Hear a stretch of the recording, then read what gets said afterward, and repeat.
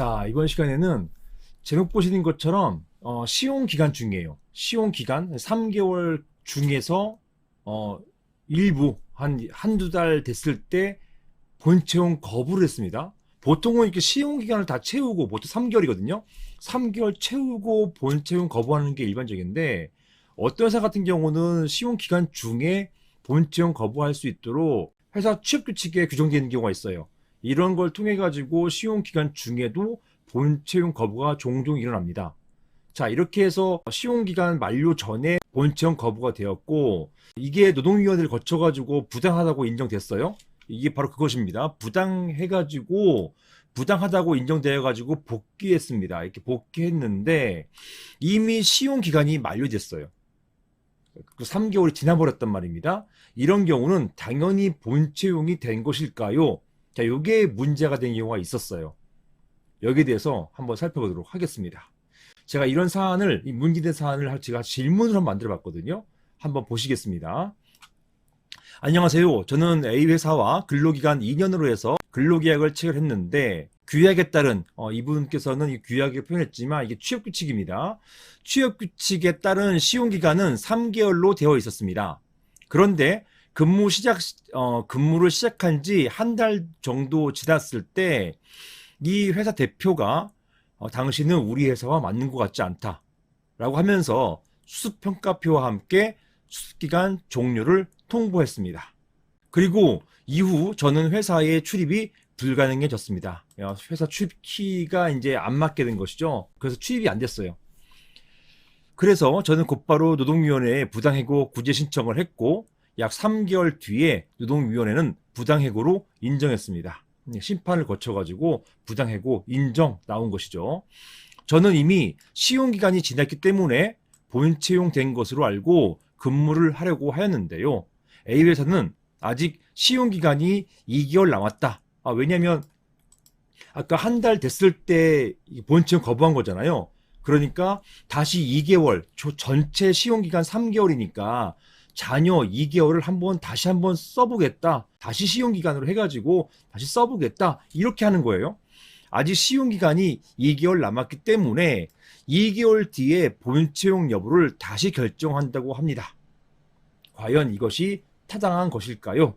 자, 이런 질문을 하셨고요. 이게 실질적으로 사례에서 있었던 사안입니다. 자, 관련해서 법과 관련 규정부터 한번 보실게요.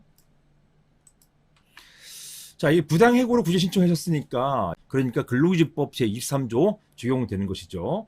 자, 사용자는 정당한 이유 없이 해고하면 안 되는 것이고 정당한 이유 없이 해고하는 것이 안 될 뿐만 아니라 이런 해고 사유는 서면으로 반드시 통지되는데 이런 해고 사유가 구체적인 해고 사유가 없을 경우에는 또 이 해고도 위협해지는 거예요. 이게 독재적인 사유입니다.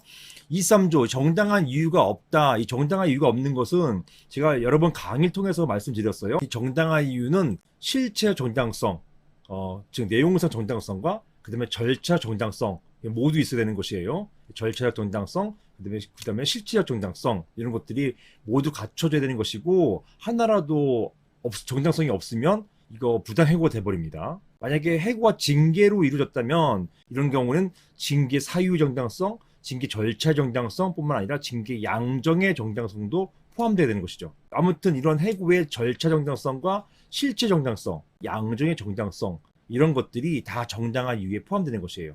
자세한 내용은 제가 강의한 내용에 다 들어가 있습니다. 자, 그리고 이러한 독자적인 별도의 사유로서 이 서면 통지, 근로자 해고하기 위해서는 해고 사유와 시기 이것을 구체적으로 적어가지고 서면으로 통지해야 되는데 이런 통지가 없으면 또 부당해고 되는 거예요. 이게 별개입니다.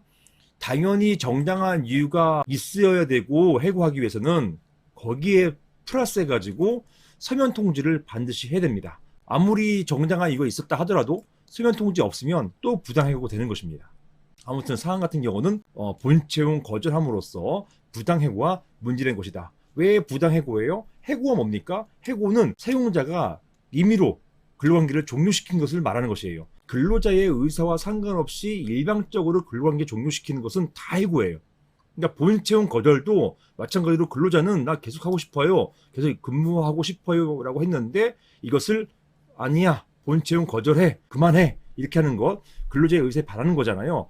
근로자의 의사에 반해가지고 근로관계를 일방적으로 종료시키는 모든 것을 다 해고라고 보는 것입니다. 자, 여기에서 시용은요. 무엇이냐? 시용. 뭐 제가 다 강의했습니다만 확정적인 근로관계를 맺기에 앞서서 정식 채용을 전제로 당해 근로자의 직업적 능력이나 업무 적격성 판단하기 위해서 기간을 두고 근로자를 사용하는 제도, 이것을 시용이라고 합니다. 판례가 인정하고 있어요. 그리고 판례는 이러한 시용 제도를 좀 어려운 표현입니다. 유보된 해약권의 행사라고 하면서 인정하고 있어요. 대법원 판결입니다. 원래 이 시용 제도는 우리나라가 아니라 일본에서 시작된 것이죠. 일본에서 당인이 근로자를 키워가지고 계속해서 일하게 하는 이게 일반화되다 보니까 이 사람을 계속해서 키울 것인지 여부를 판단하는 기간이 필요해요. 그 기간이 3개월 정도 뭐 일정 기간 동안에 이 사람을 내 제자, 내 식구로 받을 것인지 여부를 판단하는 기간이 필요해가지고 이런 시용 제도를 두게 된 것입니다. 이 시용, 이게 약간 말도 이상하잖아요. 우리가 많이 사용하는 용어는 아니잖아요. 그러니까 우리가 보통 사용하지 않는 이런 한자 용어는 다 일본에서 왔다 생각하시면 됩니다. 시용, 이것도 일본 용어다. 사용해 본다. 이런 개념이 사실은 일반적이진 않아요. 하지만 일본에서 이제 있었던 제도인데 이게 우리나라에도 도입된 것입니다. 자, 그리고 대법원은요, 시용 근로자에 대한 본채용 거부를 일반 해고보다는 넓게 인정하고 있습니다. 근로관계에 완전하게 편입된 거라고 보기보다는 한번 사용해보고 채용 의도와 맞는지를 한번 판단해보는 그런 것이기 때문에 뭐 완벽하게 채용됐다고 보지 않고 보시는 것처럼 유보된 것처럼 보기 때문에 일반적인 해고보다는 넓게 이런 사유를 인정해요. 사유 넓게 인정합니다. 그 경우에도 객관적으로 함적 이유가 존재해서 이 함적 이유, 이게 뭐냐면 보시는 것처럼 정당한 이유, 이걸 말하는 것이에요. 이런 합리적 이유가 존재해서 사회 통념상 상당하다고 인정돼야 된다라는 것입니다. 이 경우에도 근로자가 본채용 거부 사유를 파악해서 내가 뭐가 부족하지? 이렇게 파악해서 대처할 수 있도록, 즉 이게 타당한지 아니면 이런 평가가 맞는지 타당한지 이렇게 대처할 수 있도록 구체적 실질적인 본채용 거부 사유를 서면으로 통지해야 된다, 이렇게 보고 있어요. 따라서 사안 같은 경우 수습평가표와 함께 수습기간 종료를 통보한 것, 이게 과연 여기에서 구체적으로 실질적으로 거부 사유를 적었는지 이게 사실 파악돼야 되는 거예요. 만약에 이런 사유 없이 단지 평가표만 주고 딱 주고서 나오지 마 했다고 한다면 구체적 실질적 거부 사유 인지 여부가 불투명하잖아요. 그리고 이걸 가지고서 본채용 거부 사유에 대해서 대처할 수 있도록 한 것이 아니지 않습니까? 이 경우에는 그냥 본채용 거부 위협하다, 즉 부당해고다, 이렇게 인정되는 것이에요. 회사가 시용제도를 두기 위해서는 시용 근로자에 대해서 객관적이고 공정한 평가가 있어야 되고, 이 반드시 있어야 됩니다. 이것을 위해서 보통 평가표가 있어요. 실습 직원 평가표, 이런 것들이 평가제도가 있어야 되고, 이런 평가 주체가 객관적이고 공정해야 돼요. 근무하는 것을 본 적도 없는 사람이 와서 평가할 수 없는 거잖아요. 종종 있습니다. 자기가 처음에 입사할 때 면접 한번 보고 자기하고 말도 섞어보지 않고 자기 근로를 본 적도 없는 고위직 임원이 이 평가표에 들어와서 평가하는 것, 이거 부당하다, 이렇게 볼 수 있는 거잖아요. 아무튼 주변에 있는 사람들, 상사 뭐 이런 분들이 이 직원을 평가해야지만 공정해지는 것입니다. 자, 이렇게 해서 본채용 거부가 부당할 경우에 이것은 노동위원회에서 부당해고로 인정됩니다. 그리고 노동위원회는 근로자의 요청에 따라서 원직 복직 또는 금전보상 명령을 하게 되겠죠. 난 더 이상 그 회사에서 근무하고 싫어요 라고 하면은 금전보상 명령 신청할 것이고, 내가 원직 복직하겠습니다 라고 할 경우에는 원직 복직을 하게 됩니다. 이 경우에는 그동안, 즉 근로하지 못했던 기간부터 요 원직 복직할 때까지, 그때까지 기간의 임금은 전부 받게 되는 것이죠. 전액 받게 됩니다. 이렇게 해서 근로자가 원직 복직 되었을 때 자녀 시용 기간이 남아 있는 경우, 이 사항 같은 경우죠. 우리 시용 기간이 3개월인데 1개월 차 되었을 때 종료, 만약에 본청 거절했을 경우, 그 경우 말하는 것입니다. 2개월이 남아 있는 경우 자녀 시용 기간 만료 후에 다시 평가할 수 있겠지만, 만약에 복직됐는데도 3개월 이내다, 이런 경우에는 다시 평가할 수 있겠죠. 문제는 뭐냐면요, 노동위원회에 구제 신청하면요, 보통 이런 심판 기간이, 심판 끝나고 판정 날 때까지 3개월에서 5개월 걸려요.